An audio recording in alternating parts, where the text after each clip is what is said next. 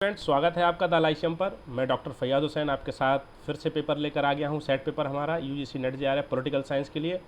और जैसा कि मैंने आपसे वादा किया था कि लगातार मैं आपके लिए एक सीरीज़ लेकर आऊँगा प्रीवियस ईयर क्वेश्चंस की, तो उसी क्रम में ये दूसरा हमारा टेस्ट पेपर होगा। दूसरा, इससे पहले हम क्वेश्चंस कर चुके हैं जिसको मैंने कहा था कि सेट नंबर 1, और आज का जो हमारा ये है सेट नंबर 2 है।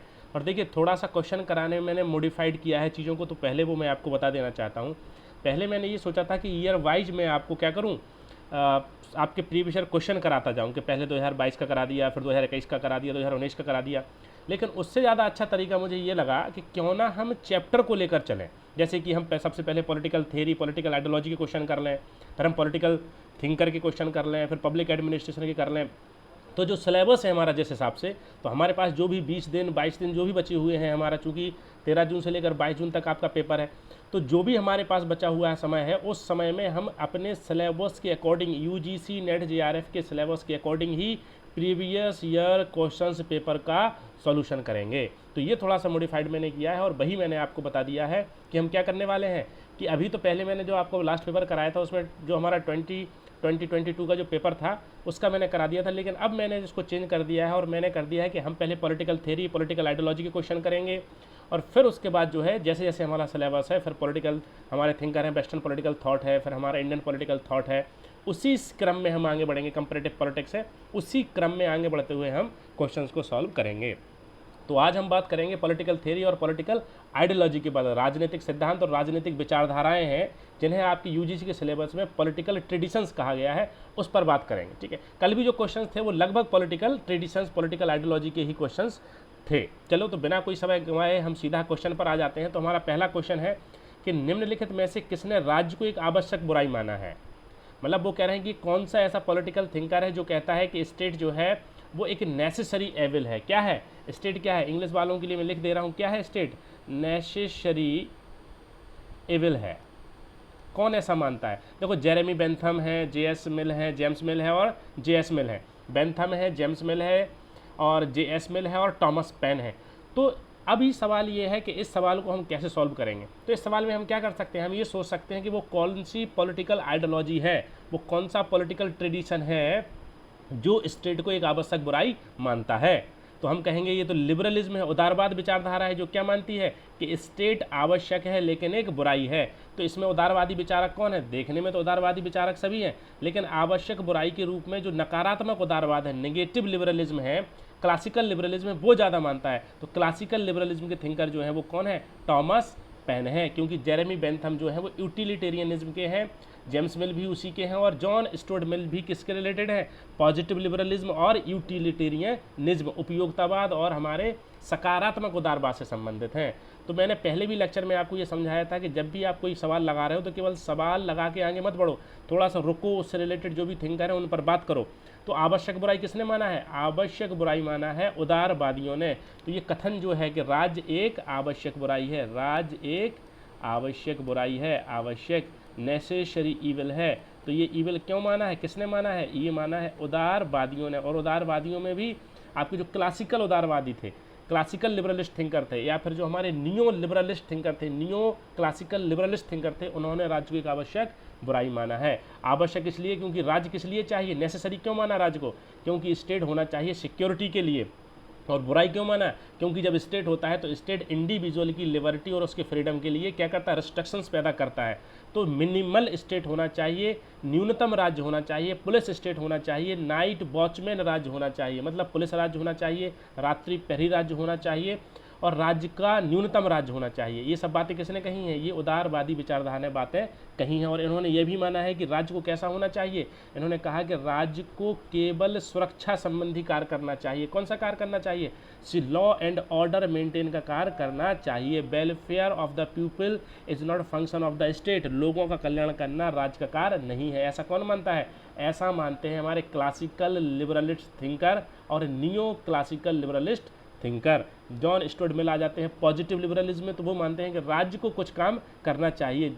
उसमें कौन आता है? एक थिंकर आते हैं हमारे टी.एच. ग्रीन। टी.एच. ग्रीन भी क्या मानते हैं कि राज्य को क्या करना चाहिए? राज्य को गरीबी, भुखमरी, अज्ञानता को दूर करने के लिए कार्य करने चाहिए। तो ये क्वेश्चन के हमने पर्सपेक्टिव में पूरा उदारवाद समझ लिया। उदारवाद 3 तरह से होता है, क्लासिकल लिबरलिज्म, शास्त्रीय उदारवाद जिसे नेगेटिव लिबरलिज्म बोला जाता है, नकारात्मक उदारवाद बोला जाता है। दूसरी उदारवाद की जो विशेषता है वो क्या है, वो सकारात्मक उदारवाद है, जैसे पॉजिटिव लिबरलिज्म बोलते हैं। और ये लोग किसकी बात करते हैं, ये लोग कहते हैं राज को कुछ काम दिया जाना चाहिए, वेलफेयर स्टेट होना चाहिए। और नियो क्लासिकल जो लिबरलिस्ट थिंकर हैं वो मानते हैं कि वापस क्लासिकल जो हमारा रोल था ऑफ द स्टेट, हमें उस पर वापस चला जाना चाहिए। तो इस क्वेश्चन से हमने क्या समझ लिया, थोड़ा सा उदारवाद पर हमने बात कर ली। चलो अब आगे बढ़ते हैं अगले सवाल पर। अगला सवाल है कि निम्न विचारकों में से कौन से विचारक महिला समानता, किस पर, महिला समानता में विश्वास नहीं रखते। मतलब ये कह रहे हैं कि वो कौन से थिंकर्स हैं who did not believe in the equality of the women, महिलाओं की समानता में विश्वास नहीं रखते हैं। कह रहे हैं प्लेटो और मिल है, अरस्तु और हीगल है, मिल और मैरी वॉलस्टोनक्राफ्ट है, प्लेटो और मैरी वॉलस्टोनक्राफ्ट है। देखो बच्चों ये सवाल बड़ा आसान है, जिसने पॉलिटिकल आइडियोलॉजी को पढ़ा होगा, कौन सी पॉलिटिकल आइडियोलॉजी, फेमिनिज्म को पढ़ा होगा, जिसने राजनीतिक विचारधारा में महिला बात को पढ़ा होगा, नारीवाद को पढ़ा होगा, वो अपने आप समझ जाएगा कि मैरी वॉलस्टोनक्राफ्ट कौन है, एक फेमिनिस्ट है। कैसी फेमिनिस्ट है, लिबरल फेमिनिस्ट है। मैरी वॉलस्टोनक्राफ्ट है, क्या है, लिबरल फेमिनिस्ट है। और मिल, जॉन स्टुअर्ट मिल, फेमिनिज्म पर जो पहली टेक्स्ट बुक मानी जाती है वो किसकी मानी जाती है, मैरी वॉलस्टोनक्राफ्ट की लिखी हुई किताब आप vindication of the rights of the women मानी जाती है। जे.एस. मिल की किताब है सब्जुकेशन ऑफ द वुमेन, उसको भी महिलाओं के संदर्भ में महत्वपूर्ण किताब मानी जाती है। तो मिल और वॉलस्टोनक्राफ्ट, मैरी वॉलस्टोनक्राफ्ट दोनों ही विचारक महिला समानता में विश्वास करते हैं। तो जिस ऑप्शन में मिल है और जिस ऑप्शन में मैरी वॉलस्टोनक्राफ्ट है वो तो गलत हो गया। फिर हमारे पास ऑप्शन क्या बचा, अरस्तु और हीगल ऐसे दो विचारक हैं जो महिला समानता में विश्वास नहीं करते हैं। तो देखो बेटा ये सवाल पॉलिटिकल आइडियोलॉजी से भी है और ये सवाल पॉलिटिकल थिंकर से भी है। ये सवाल मुझे ज़्यादा जो लग रहा है वो पॉलिटिकल आइडियोलॉजी से है, क्योंकि पॉलिटिकल आइडियोलॉजी जब आप पढ़ोगे और पॉलिटिकल आइडियोलॉजी में नारीवाद पढ़ोगे तो वहाँ पर मैरी वॉलस्टोनक्राफ्ट और जे.एस. मिल, जॉन स्टुअर्ट मिल का नाम तो बच्चों आपको पढ़ना ही है।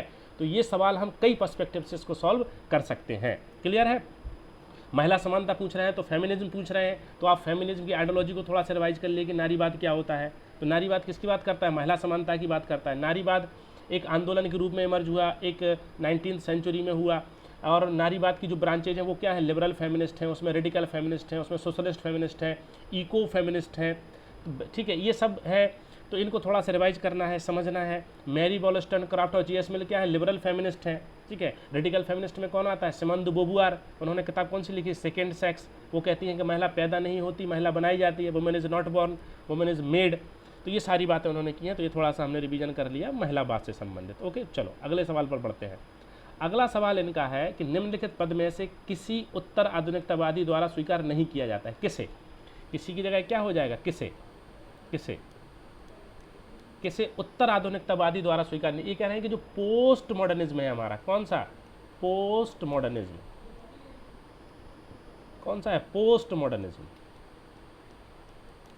पोस्ट मॉडर्निज्म कह रहे हैं कि पोस्ट मॉडर्निज्म जो पॉलिटिकल हमारी आइडियोलॉजी है, देखो बच्चों सवाल हिंदी में ले तो मैं हिंदी में सॉल्व करा रहा हूँ, लेकिन उसी को इंग्लिश में भी बताता जा रहा हूँ। कह रहे हैं कि जो हमारे पोस्ट मॉडर्निस्ट जो आइडियोलॉजी है वो आइडियोलॉजी जो है वो किसे नहीं मानती है, किसे स्वीकार नहीं किया जाता है। ये कह रहे हैं उत्तर संरचनावाद को किया जाता है, पोस्ट स्ट्रक्चरलिज्म को किया जाता है तो बिल्कुल किया जाता है, डीकंस्ट्रक्शन विसंरचना को किया जाता है तो बिल्कुल किया जाता है। वो कह रहे हैं आत्मपरकता सब्जेक्टिविटी को किया जाता है तो बिल्कुल किया जाता है। ये आधुनिकतावाद को स्वीकार नहीं करते हैं, क्योंकि पोस्ट मॉडर्निटी का जो कंसेप्ट है वो अगेंस्ट आया था मॉडर्निटी के बाद। ये कहते हैं कि डीकंस्ट्रक्शन करो, जो भी पॉलिटिकल थेरीज और आइडियोलॉजीज बन गई हैं उन आइडियोलॉजीज का डीकंस्ट्रक्शन करना चाहिए। हमें लोकल नैरेटिव्स, स्थानीय स्तर पर चीज़ों को समझना होगा, मेटा नैरेटिव्स को हमें नहीं समझना है। ये ऑब्जेक्टिविटी को अपोज करते हैं, किसको अपोज करते हैं, ऑब्जेक्टिविटी, ऑब्जेक्टिविटी। ये कहते हैं कि वस्तु परखता नहीं है, एक ही चश्मे से पूरी दुनिया को नहीं देखा जा सकता है। ये लोग कहते हैं कि हमें आत्म परखता, सब्जेक्टिविटी, हर व्यक्ति को अपने हिसाब से चीज़ों को समझना चाहिए। माइकल फुकोल्ट हैं, जैक्स दरिद्रा हैं, ये लोग कौन है, ये पोस्ट मॉडर्निस्ट थिंकर हैं। इन्होंने कहा है कि किसी किताब को राइटर के चश्मे से नहीं समझना चाहिए, बल्कि उस किताब को हमें उस जो पढ़ने वाला पाठक है, रीडर है, उसके पर्सपेक्टिव में समझना चाहिए। तो बच्चों जो पोस्ट मॉडर्निज्म है, उत्तर आधुनिकतावादी जो विचार है, वह अवधारणा हर साल लगातार आपके एग्जाम में पूछी जा रही है। तो अभी आपका काम बनता है कि उत्तर आधुनिकता का द्वारा स्वीकार नहीं किया गया है, तो आप नोट्स बनाइए कि उत्तर आधुनिकता की क्या क्या कोर थीम्स हैं, क्या क्या मूल विशेषताएं हैं। तो वो उत्तर संरचनावाद को मानते हैं, डीकंस्ट्रक्शन को मानते हैं, सब्जेक्टिविटी को मानते हैं, इसका मतलब है ऑब्जेक्टिविटी को नहीं मानते होंगे, कंस्ट्रक्शन को नहीं मानते होंगे, ठीक है, स्ट्रक्चरलिज्म को नहीं मानते होंगे, मॉडर्निटी को नहीं मानते, तो किसको मानते हैं? पोस्ट मॉडर्निज्म को मानते हैं। तो ये लिखना पड़ेगा, नोट्स बनाने पड़ेगा। प्रीवियस ईयर सवाल का मतलब ये नहीं केवल सवाल लगाते जा रहे हैं, उन सवालों से हमें सीखना है कि आगे अगर कोई सवाल आ गया तो वो कौन कौन सा है। तुरंत आप उत्तर संरचनावादी राइटर्स के नाम याद करो, राइटर्स के तुरंत नाम याद करो, कौन कौन से हैं। माइकल फुकोल्ट है, जैक्स दरिद्रा, उनके क्या कंसेप्ट हैं, वो कंसेप्ट याद होने चाहिए। अगर मैं वो सब करने बैठूंगा तो ये वीडियो का जो है ड्यूरेशन बहुत लंबी चली जाएगी। बताने को मैं पूरा उत्तर आधुनिकतावादी विचार यहीं पढ़ा सकता हूँ। अब जो बच्चे इस वीडियो को देख रहे हैं, अगर उन्हें लगता है कि अगर कोई बात आ रही है, जैसे पोस्ट मॉडर्निज्म आ रहा है, फेमिनिज्म आ रहा है, लिबरलिज्म आ रहा है, अगर आप लोगों को ऐसा लगता है कि मैं उसके बारे में ज़्यादा से ज़्यादा वीडियो में बताऊं, तो आप कमेंट कर सकते हैं, लिख सकते हैं कि सर केवल आप सवाल मत सॉल्व करवाइए, उस थॉट के बारे में भी बताते जाइए, तो मैं बताता जाऊंगा। क्योंकि बच्चों देखना आपको है, मैं तो लंबा वीडियो ही बना सकता हूं। अगर आप लोगों को लगता है कि मैं आपके थॉट को क्लियर करने के लिए वहीं उस कॉन्सेप्ट के बारे में बताता रहूं, तो आप कमेंट कर दें हमें कि सर आप जो है कि कोई भी थॉट आ रहा है तो उसके बारे में हमें तुरंत वहीं एक्सप्लेन कर दें, जिससे कि आगे मुझे ये दिक्कत ना हो कि वीडियो लंबा होगा तो आप लोगों को परेशानी होगी। आप लोग बता सकते हैं, ठीक है बेटा। चलो अगले सवाल पर चलते हैं। अगला सवाल हमारा है, फिर देखिए पोस्ट मॉडर्निज्म पे फिर सवाल आ गया, उत्तर आधुनिकतावादी विचारक किस पे आ गया? पोस्ट मॉडर्निज्म पर। अरे ये कॉन्सेप्ट ऐसा है कि हर बार सवाल आ रहा है, पोस्ट मॉडर्निज्म, उत्तर आधुनिकतावाद, उत्तर आधुनिकतावादी विचार के अनुसार ज्ञान। वो कह रहे हैं कि नॉलेज का कौन सा गुण नहीं होता है, नॉलेज की कह रहे हैं कि कौन सी इन चार में से कौन सी ऐसा करेक्टरिस्टिक्स है जो नॉलेज का नहीं है। Characteristics knowledge according to post modernist thinker, which of the following is not a characteristics of the knowledge. कह रहे हैं नॉर्मेटिव होता है, कॉग्निटिव होता है, पॉलिटिकल होता है, वस्तुनिष्ठ होता है। देखो बेटा अभी ऊपर ही तो सवाल लगाया हमने कि उत्तर आधुनिकतावादी जो है वो किसको मानते हैं? वो ऑब्जेक्टिविटी को नहीं मानते हैं। ऑब्जेक्ट इसका मतलब नॉर्मेटिव है, इसका मतलब कॉग्निटिव है, इसका मतलब पॉलिटिकल है, इसका मतलब ऑब्जेक्टिविटी है। तो जो पोस्ट मॉडर्निस्ट थिंकर होते हैं वो ऑब्जेक्टिविटी को नहीं मानते हैं, वो किसको मानते हैं? वो सब्जेक्टिविटी को मानते हैं। पिछला ही सवाल लगाया हमने। तो जब आप एक बार सवाल लगा लोगे, एक बार प्रीवियस क्वेश्चन पेपर लगा लोगे और वहीं पर उस कॉन्सेप्ट को समझ लोगे, तो क्या कर जाओगे? तो फिर आपकी ये समस्या दूर हो जाएगी, क्योंकि वहीं से घुमा फिरा के सवाल वो आपसे पूछता रहेगा। असल में सवाल उसने उत्तर आधुनिकतावादी पोस्ट मॉडर्निस्ट थिंकर से पूछा है, लेकिन बस उसमें एक टर्म जोड़ दिया, ज्ञान, नया सवाल बना दिया उसको। अगर आपको पोस्ट मॉडर्निस्ट थॉट के और थिंकर्स के कोर थीम्स, बेसिक वैल्यूज अगर याद है, तो आप आसानी से सवाल कर पाओगे। Because of post modernist thinker और post modernism is not believe in the objectivity, वो वस्तुनिष्ठता में विश्वास नहीं करते हैं। तो ज्ञान का कौन सा गुण नहीं है? वस्तुनिष्ठता नहीं है, क्योंकि वो ऑब्जेक्टिविटी को नहीं मानते हैं। चलो आगे बढ़ते हैं। फिर सवाल कहाँ से है? फिर सवाल पोस्ट मॉडर्निज्म से है। पोस्ट मॉडर्निज्म, फिर उत्तर आधुनिकतावाद। कह रहे कौन सा उत्तर आधुनिकतावादी विचारक नहीं है? Is not a post modernist thinker. कह रहे हैं जैक्स दरिद्रा, इमैनुअल कांट, सॉरी ये पूछ रहे हैं कि कौन सा उत्तर आधुनिकतावादी विचारक है? नहीं है पूछ रहे हैं, ठीक है। Which of the following is a post modernist thinker. कह रहे हैं Immanuel Kant, Karl Deutsch, H.J. Laski and Jacques Derrida. इसको जैक्स दरिद्रा भी बोलते हैं। तो बेटा जिसने भी पढ़ा होगा, जैसे मैं अभी क्या बता रहा हूँ, पिछली बार ही मैंने क्या बताया, माइकल फुकोल्ट हैं, जैक्स दरिद्रा हैं, ये क्या है? ये पोस्ट मॉडर्निस्ट थिंकर हैं।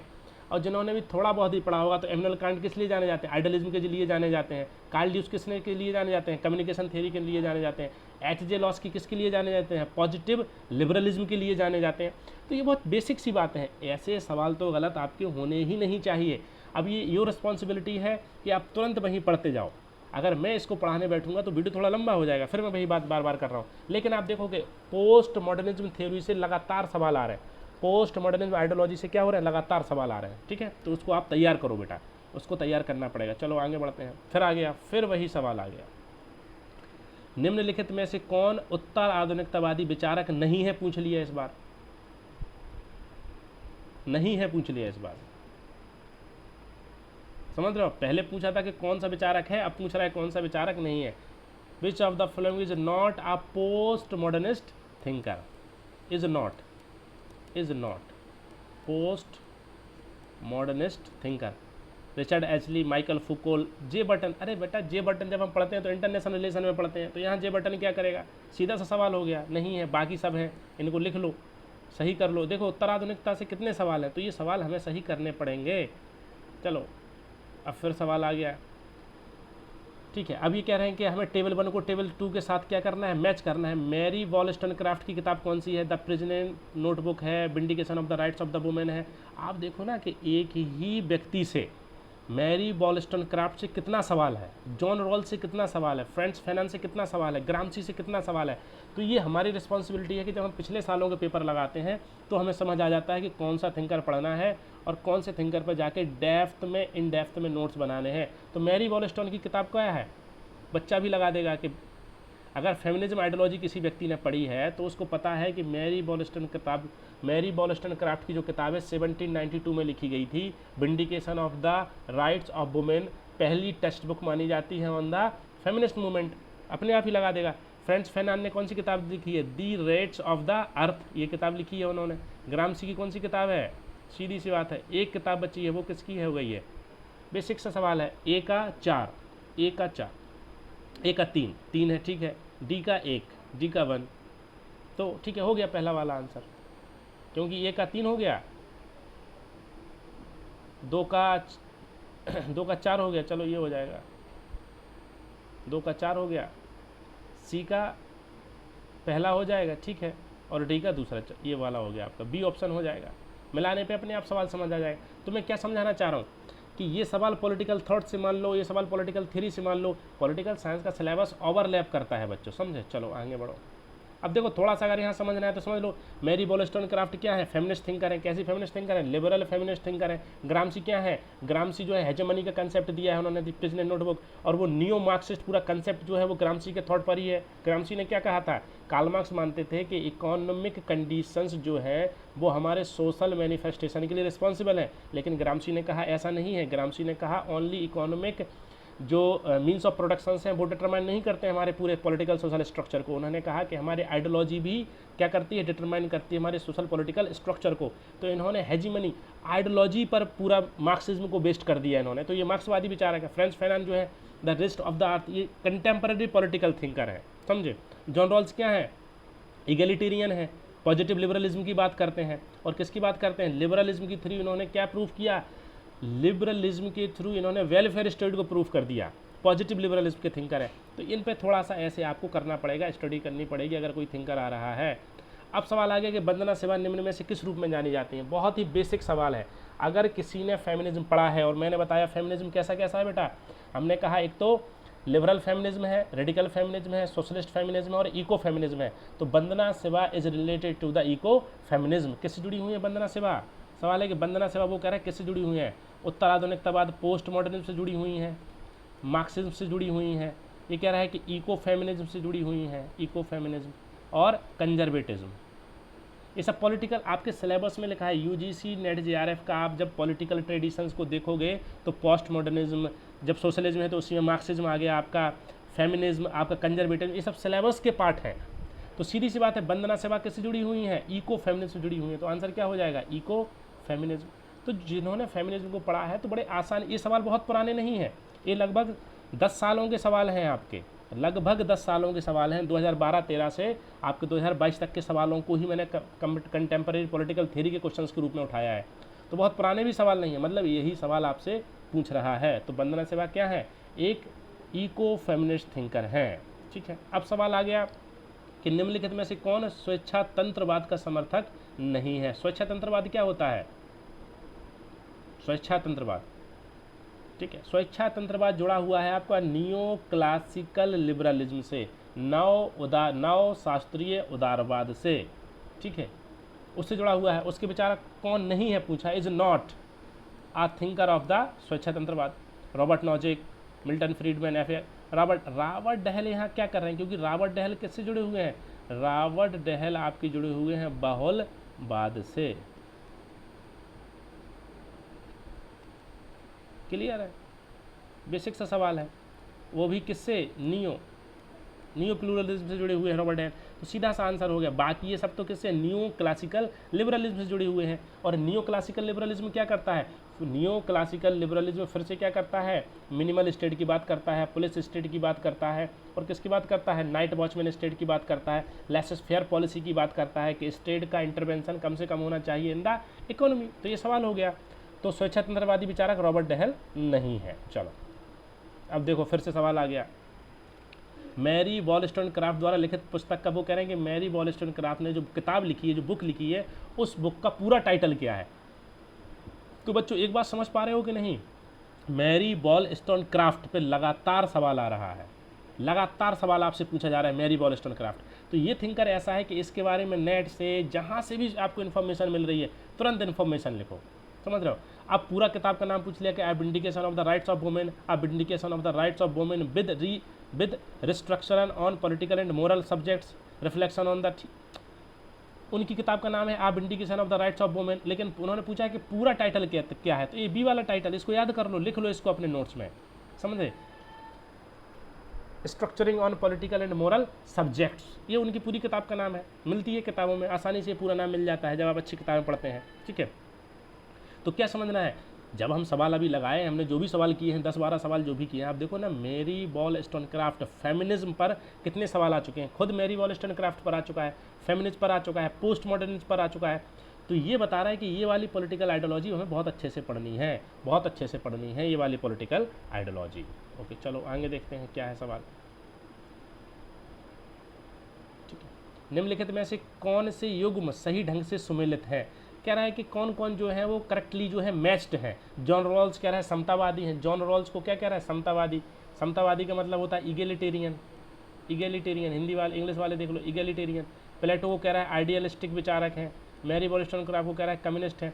अरे मैरी फिर आ गया मैरी वॉलस्टोनक्राफ्ट, आप देखो ना एक ही विचारक कितनी बार पूछा जा रहा है। मैरी वॉलस्टोनक्राफ्ट जो है कम्युनिस्ट नहीं है, ये बेटा फेमिनिस्ट है, फेमिनिस्ट में लिबरल। तो जहाँ जहाँ सी है उसको काट दो, जहाँ जहाँ सी है उसको काट दो, अपने आप ही सवाल सही हो गया। ग्रामसी कौन है, मार्क्सिस्ट है। ये वैसे सवाल है कि ये हलुआ सवाल है, बिल्कुल हलुआ, बच्चों वाले सवाल हैं। इन सवालों को गलत करोगे तो इन सवालों को गलत करने का मतलब है कि पढ़ा तो बहुत है आपने, बहुत पढ़ाई करी, खूब नोट्स, खूब किताबें पढ़ी, लेकिन प्रीवियस ईयर क्वेश्चन पेपर जो है वो आपने सॉल्व नहीं किए हैं। क्या नहीं किया है, प्रीवियस ईयर क्वेश्चन पेपर आपने सॉल्व नहीं किया है। ये अगर ऐसे सवाल आप गलत कर रहे हो इसका मतलब यही है कि प्रीवियस ईयर क्वेश्चन पेपर आपने सॉल्व नहीं किए, तभी तो ये गलत हो रहा है। क्योंकि अगर प्रीवियस ईयर क्वेश्चन पेपर आपने सॉल्व किया होता, मैरी वॉलस्टोनक्राफ्ट कितनी बार आ चुका है, अभी हमने जो 10-12 क्वेश्चन लगाए हैं, कम से कम 10-12 में से आधे सवाल मैरी वॉलस्टोनक्राफ्ट पर है। अगर आपको इतना भी पता होता है कि बाकी सब पता नहीं है आपको, मान लो आपको ये पता है कि मैरी वॉलस्टोनक्राफ्ट जो है वो कम्युनिस्ट साम्यवादी विचारक नहीं है, वो क्या है, साम्यवादी विचारक नहीं है, वो मार्क्सिस्ट है, तो सी वाला तो अपने आप गलत हो गया, तो सी वाला तो अपने आप गलत हो गया, आपका आंसर सही हो गया अपने आप, समझे। ये है प्रीवियस ईयर क्वेश्चन पेपर लगाने का महत्व, उसका इंपॉर्टेंस सिग्निफिकेंस ये। इसलिए मैं बार बार कह रहा हूँ कि प्रीवियस ईयर क्वेश्चन पेपर लगाओ, और कैसे क्वेश्चन को सॉल्व करना है, एलिमिनेशन थ्योरी है। एक बेटा क्या है, इस वाले क्वेश्चन में हमने क्या लगाया, इस वाले क्वेश्चन में हमने पूरा एलिमिनेशन थ्योरी लगाई है, पूरा हमने एक गलत ढूंढा, बाकी पूरा सवाल सॉल्व कर दिया। पढ़ना ही नहीं है आगे हमें, अगर मैरी वॉलस्टोनक्राफ्ट ही आपको पता है तो आगे पढ़ने की आवश्यकता ही नहीं है। इसी को कहते हैं एलिमिनेशन थ्योरी। आगे आ जाओ, फिर आ गया देखो फेमिनिज्म पर। नारीवादियों का तरीके की महिला मूल्य मुक्ता आधारित है।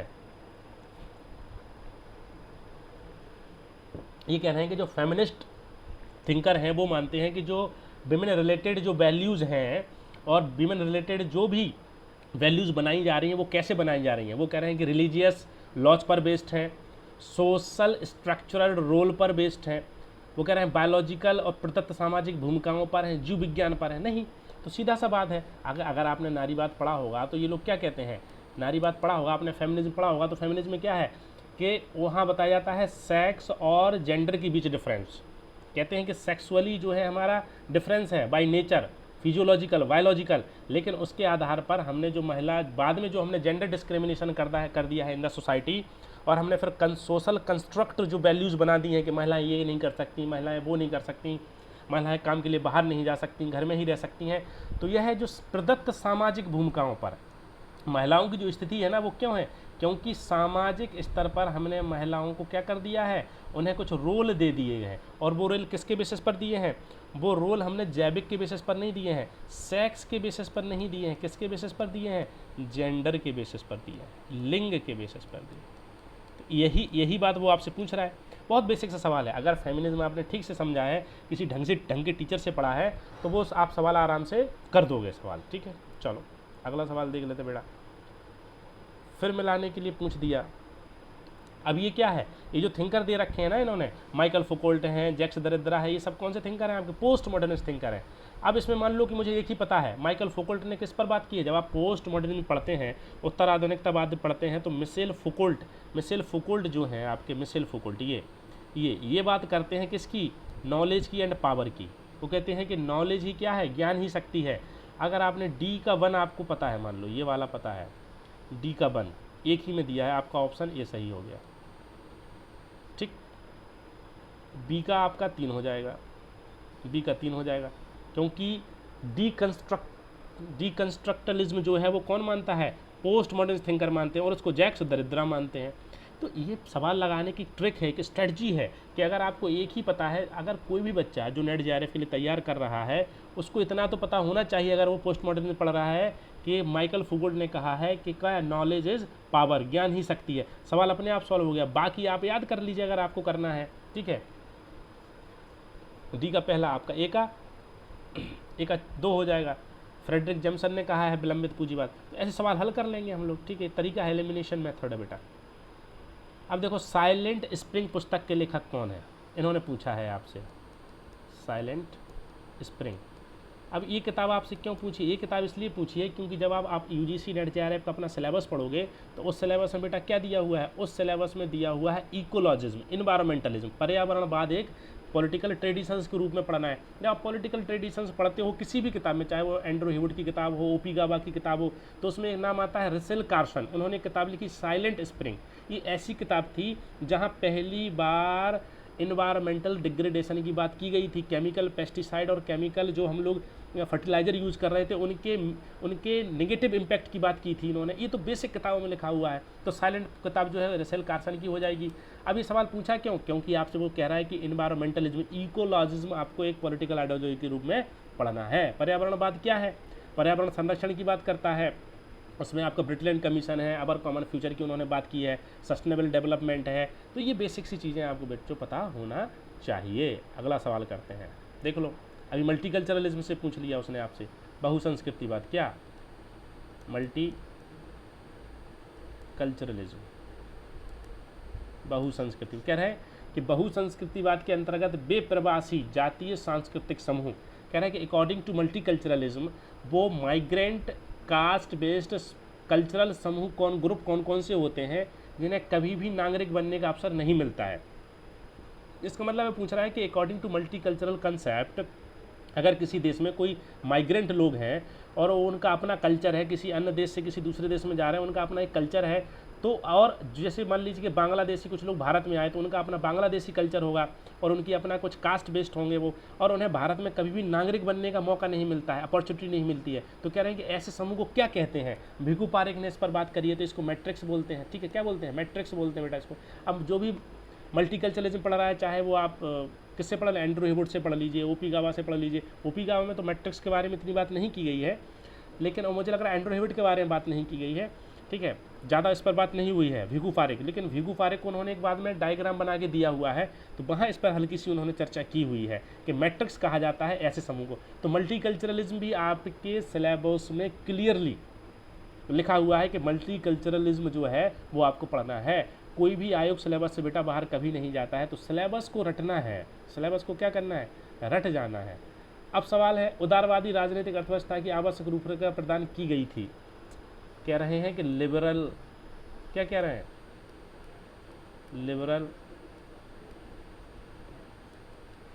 पॉलिटिकल इकोनॉमी की नेसेसरी जो है ड्राफ्ट, वो सबसे पहले किसने प्रदान किया था, लॉक ने किया था, मॉन्टेस्क्यू ने किया था, ह्यूम ने किया था, या स्मिथ ने किया था। अरे तो जिसने भी क्लासिकल लिबरलिज्म, नेगेटिव लिबरलिज्म पढ़ा है तो उसमें एक्सपोनेंट ऑफ द क्लासिकल और नेगेटिव लिबरलिज्म पढ़ते हैं तो उसमें सबसे पहले नाम आता है हमारा जॉन लॉक का, फिर एडम स्मिथ का नाम आता है, हर्बर्ट स्पिनसन का नाम आता है, बेंथम का आता है, ठीक है, बहुत सारे ऐसे नाम आते हैं। तो सबसे महत्वपूर्ण नाम क्या है इसमें? स्मिथ ने क्या किया था? स्मिथ ने किताब लिखी है ना, वेल्थ ऑफ नेशन, राष्ट्रों की संपत्ति। उन्होंने लिबरलिस्ट जो पॉलिटिकल आइडियोलॉजी थी उसका इकोनॉमिक एप्लीकेशन दिया, उसका अर्थव्यवस्था के क्षेत्र में इम्प्लीमेंटेशन किया, और उन्होंने कहा कि कोई भी अर्थव्यवस्था तभी सुचारू रूप से चल सकती है जबकि उस अर्थव्यवस्था को किस आधार पर चलाया जाए? डिमांड और सप्लाई के आधार पर चलाया जाए, उसमें राज्य का इंटरवेंशन नहीं होना चाहिए। लेस फेयर पॉलिसी को उन्होंने इंप्लीमेंट किया इन द इकोनॉमिक फील्ड। तो वही तो पूछा है कि लिबरल पॉलिटिकल इकोनॉमी की बात सब कौन कर रहा है, रूपरेखा किसने प्रदान करी? एडम स्मिथ ने अपनी किताब वेल्थ ऑफ नेशन में की। बेसिक सी बात है ये तो। चलो आगे बढ़ते हैं, अगला सवाल देखते हैं। अगला फिर उदारवाद से आगे लिबरलिज्म। देखो बेटा अभी भी सवाल जो है पॉलिटिकल आइडियोलॉजी आ रहे हैं, जब आप पढ़ते हैं ना पॉलिटिकल ट्रेडिशन, उसमें पहला क्या लिखा हुआ है? ट्रेडिशन, लिबरलिज्म लिखा हुआ है, ठीक है। अब कह रहे हैं कि उदारवाद के विषय में लिबरलिज्म के बारे में पूछना चाह रहे हैं वो आपसे। लिबरलिज्म विषय में कौन सा सही नहीं है? कह रहे हैं is not correct, is not correct. English में इसलिए लिख रहा हूँ ताकि इंग्लिश वाले बच्चे भी थोड़ा सा समझ जाए चीज़ों को। कह रहे हैं कि लिबरलिज्म के बारे में कौन सा इज नॉट करेक्ट? उदारवादी विचार व्यक्तियों के आवश्यकताओं एवं हितों पर ध्यान केंद्रित करते हैं, ना कि किसी समूह अथवा समष्टि की। बिल्कुल बात है। लिबरलिस्ट पॉलिटिकल थिंकर जो है या लिबरलिज्म जो है वो किसको इकाई मानता है? वो इंडिविजुअल को इकाई मानता है और इंडिविजुअलिज्म पे बिलीव करता है, वो व्यक्तिवाद पर विश्वास करता है और कहता है कि व्यक्ति को ही आगे बढ़ना चाहिए और व्यक्ति क्या है? एंड है व्यक्ति। पहली बात बिल्कुल सही है। उदारवादी ऐसे समाज का निर्माण करना चाहते हैं जिसमें प्रत्येक व्यक्ति अपनी क्षमता का पूर्ण रूपेण विकसित तथा समृद्ध। बिल्कुल बात है। वो कहते हैं कि सिस्टम ऐसा होना चाहिए कि सर्वाइवल ऑफ द फिटेस्ट हो, जो व्यक्ति जितना काम करे वो उतना काम करे, उस हिसाब से आगे बढ़े। उदारवादी सार्वभौमवाद में यह विश्वास नहीं करते कि प्रत्येक व्यक्ति की समान नैतिक योग्यता होती है। चलो इसको रोक देते हैं, ये क्लियर नहीं हो पा रहा है। उदारवादियों के लिए व्यक्ति स्वतंत्रता सर्वाधिक राजनीतिक मूल्य। व्यक्ति स्वतंत्रता का मतलब क्या है? कि इंडिविजुअल फ्रीडम। अगर हम पहली वाली बात को सही मान रहे हैं, इसको भी सही मानना पड़ेगा। ये तो अपने आप में सही है और वो पूछ रहा है कि सही नहीं है, तो ये वाला आंसर हो जाएगा कि सी वाला सही नहीं है, क्योंकि बाकी तीन बातें तो ठीक हैं। क्योंकि जो लिबरलिस्ट थिंकर है या लिबरलिज्म है वो किसको सेंटर मानता है? पूरे सिस्टम का। वो इंडिविजुअल को सेंटर मानता है और इंडिविजुअल की फ्रीडम की बात करता है। वो कहता है कि हमें एक ऐसा पॉलिटिकल सिस्टम बनाना है, ऐसा इकोनॉमिक सिस्टम बनाना है, ऐसा सोशल सिस्टम बनाना है जिसमें इंडिविजुअल की जो कैपेसिटी है वो अपनी कैपेसिटी के अनुरूप काम कर सके और आगे बढ़ सके। तो ये कंसेप्ट बेस्ड सवाल है बेटा, ये फैक्ट्स नहीं है। अगर आपने उदारवाद को, लिबरलिज्म को कंसेप्ट बेस्ड समझा है, उसको किसी टीचर से सुना है कि वो बोले, बात करे, समझाए आपको, तभी ये सवाल आप हल कर पाओगे। ये ऐसा कोई सवाल नहीं है कि आपने पढ़ा और आप सही करते चले गए। उदारवाद, अब देख लो गलत वाले को। उदारवादी सार्वभौमवाद में यह विश्वास नहीं करते कि प्रत्येक व्यक्ति की समान नैतिक योग्यता होती है। मोरली भी तो मानते हैं व्यक्ति को कि व्यक्ति मोरल है, ठीक है, तो नैतिक योग्यता तो होती है। तो ये वाला गलत हो गया हमारा, ठीक है। तो ये देखो लिबरलिज्म को उन्होंने बड़ा कंसेप्चुअल पूछ लिया आपसे, अवधारणा के स्तर पर इसको पूछ लिया है। चलो अगला सवाल देख लेते हैं। अब सवाल है आधुनिक उदारवाद। आधुनिक उदारवाद का मतलब क्या है बेटा? New liberalism. इसी को क्या बोलते हैं आप लोग? Positive liberalism.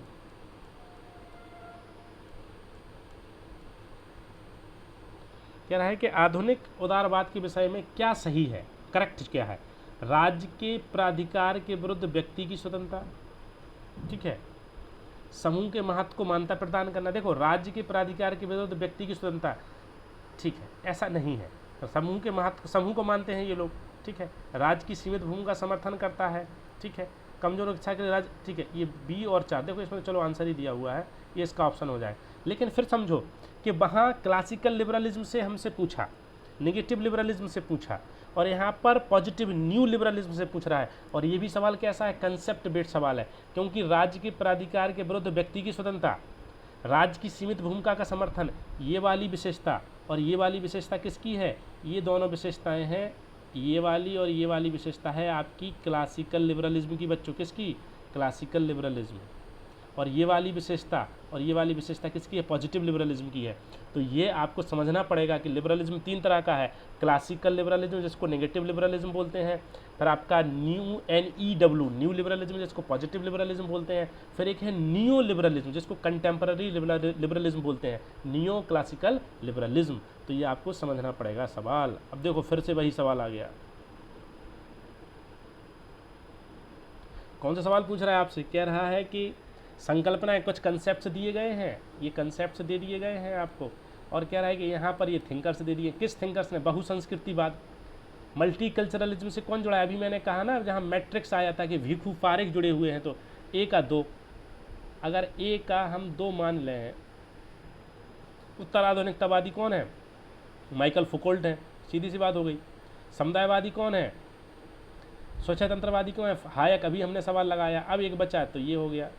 सवाल लगा लो, इससे सॉल्व कर जाएगा सवाल। ये बहुत बेसिक से सवाल है बेटा, अगर ये गलत करोगे, देख लो, मल्टीकल्चरलिज्म हो, पोस्ट मॉडर्निज्म हो, कम्युनिटेरियनिज्म हो, या फिर आपका लिबर्टेरियनिज्म हो, ठीक है, तो ये सवाल जो आपसे पूछ रहा है वो पॉलिटिकल आइडियोलॉजी से सवाल पूछ रहा है, और कभी वो कंसेप्ट बेस पूछ ले रहा है, कभी उसके थिंकर्स पूछ ले रहा है। तो पूरी पॉलिटिकल आइडियोलॉजी को पढ़ने का तरीका क्या है कि उसका पॉलिटिकल आइडियोलॉजी क्या है, उस पॉलिटिकल आइडियोलॉजी का इमरजेंस क्यों हुआ, उस पॉलिटिकल आइडियोलॉजी की कोर थीम्स क्या है, कोर कैरेक्टरिस्टिक्स क्या है, उस पॉलिटिकल आइडियोलॉजी के कोर थिंकर्स क्या है, उस पॉलिटिकल आइडियोलॉजीज के कितने टाइप्स हैं। बात खत्म। ऐसे ही तो पूरी पॉलिटिकल आइडियोलॉजीज पढ़नी है। जो हम पेड बैच चलाते हैं अपना, हम लोग जो यूट्यूब पे जो मैं आपको पढ़ा रहा हूँ, ये तो फ्री ऑफ कॉस्ट है, लेकिन इसके अलावा हमारा एक पेड बैच भी चलता है, और उस पेड बैच में पूरी पॉलिटिकल आइडियोलॉजीज को बहुत ही बेसिक तरीके से, बेसिक टू एडवांस लेके बच्चों हम जाते हैं। तो ये सवाल सॉल्व हो जाएगा हमारा, ठीक है। तो इन सवालों पर आज हमने बात करी है, और इन सवालों पर हमने बात करके देखा कि कैसे सवालों को सॉल्व करना है, कैसे हमें आगे बढ़ना है। और इसमें कुछ कंसेप्चुअल सवाल थे, और कुछ सवाल कैसे थे बच्चों, कुछ सवाल हमारे फैक्ट बेस्ड थे। तो ऐसे ही जो है कि अभी मैं 2-3 लेक्चर लाऊंगा जो केवल पॉलिटिकल थ्योरी और पॉलिटिकल आइडियोलॉजीज के क्वेश्चन होंगे, प्रीवियस क्वेश्चन पेपर।